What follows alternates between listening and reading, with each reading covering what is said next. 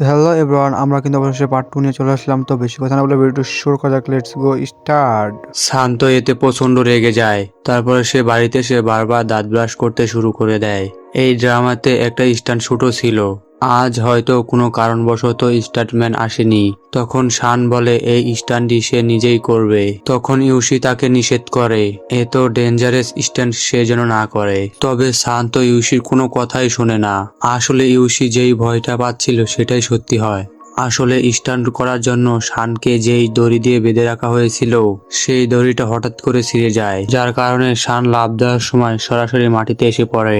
এরপরে শানকে হসপিটালে দ্রুত অ্যাডমিট করা হয়। তখন ডাক্তার জানায় শানের বেশি কিছু হয়নি, জাস্ট হাতে একটু চোট লেগেছে আর সে কিছুদিনের মধ্যেই সম্পূর্ণভাবে সুস্থ হয়ে যাবে। তারপরে দেখি শান ইউসিকে কাছে ডাকছিল।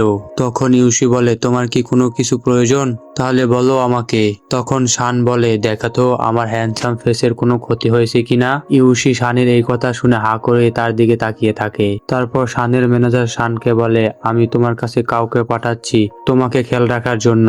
তখন শান বলে তার কোনো প্রয়োজন নেই, আমার তো একটা অ্যাসিস্ট্যান্ট আছে। তো এই কথা বলে তো শান ইউসির দিকে তাকায়। তখন ইউসি তাকে বলে আমি শানের কোনো অ্যাসিস্ট্যান্ট না। তারপরে শান তার ফোনটা হাতে নেয় নিয়ে কোম্পানিতে কমপ্লেন করার জন্য। এটা দেখে ইউসি বলে ওঠে হ্যাঁ হ্যাঁ আমি তো ওর অ্যাসিস্ট্যান্ট। এ বলে তো ইউসি শানের কাছ থেকে ফোনটা নিতে যায়। ইউসি ফোন নেওয়ার সময় ইউসি ফোন নিতে গিয়ে শানের ব্যথা জায়গায় ভুল করে আবারও ব্যথা দিয়ে দেয়। এতে করে তো বেচারা শানের অবস্থা আরো বেশি খারাপ হয়ে যায়। এরপরে ইউসি ম্যানেজারের সাথে আলাদাভাবে কথা বলে। সে বলে এই অ্যাক্সিডেন্টটা ইচ্ছাকৃতভাবে করা হয়েছে, কারণ আজকে স্টান্টম্যান আসেনি। আবার আজই শানের অ্যাক্সিডেন্ট হয়েছে, যেটা কিনা মোটেও স্বাভাবিক না। তখন ম্যানেজার বলে আমি ইনভেস্টিগেশন করার ব্যবস্থা করছি। আর অন্যদিকে আমরা ইউসির বয়ফ্রেন্ডকে দেখতে পাই। তাকে ইউসির বেস্ট ফ্রেন্ডের সাথে দেখা যায়। দেখে তো বোঝাই যাচ্ছিল তাদের দুজনের মধ্যে কিছু একটা চলছে।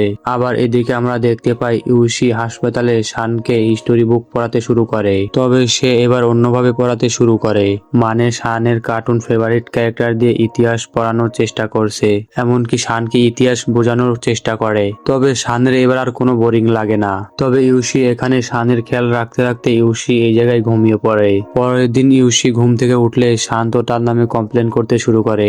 ইউসি সারা রাত শানের হাতের উপরে মাথা রেখে ঘুমিয়েছিল, এই জন্য নাকি শান সারা রাত ঘুমাতেও পারেনি। যাই হোক, আজকে শানের সাথে দেখা করতে শানের এক বন্ধু আসে।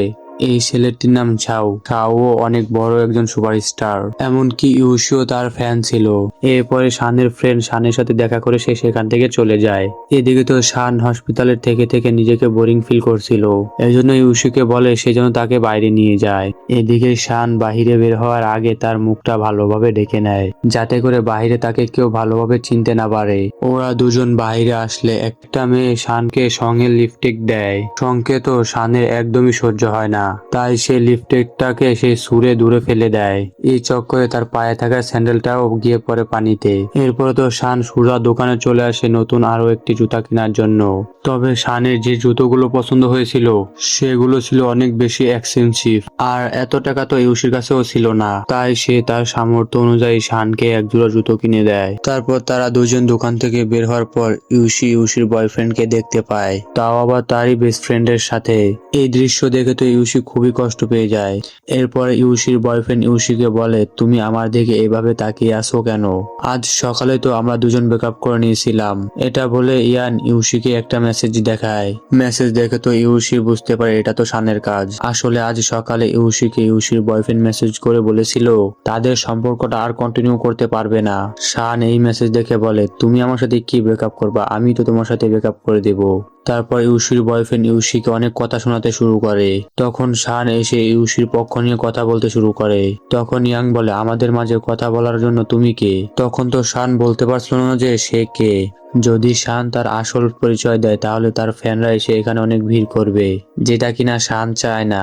তখন শান বলে আমি হলাম ইউসির বয়ফ্রেন্ড, আর হ্যাঁ তুমি এখন ওর থেকে দূরে দূরে থাকবে।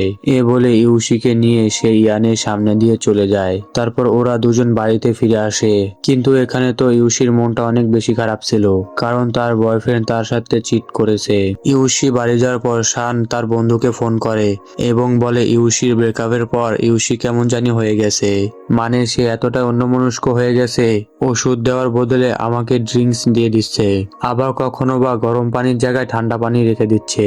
তখন তার বন্ধু বলে, তোমার অ্যাসিস্ট্যান্টের কথা যদি এতই মনে পড়ে তাহলে তুমি তাকে ফোন করো না, আমাকে কেন ফোন করেছো? তারপর তো শান সত্যি ইউশিকে ফোন করে দেয়। তখন ইউশি পায়ে সামান্য আঘাত পেয়েছিল।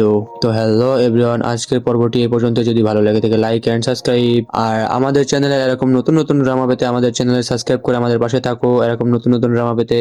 বাই বাই, সবাই ভালো থাকবেন, সুস্থ থাকবেন, টাটা।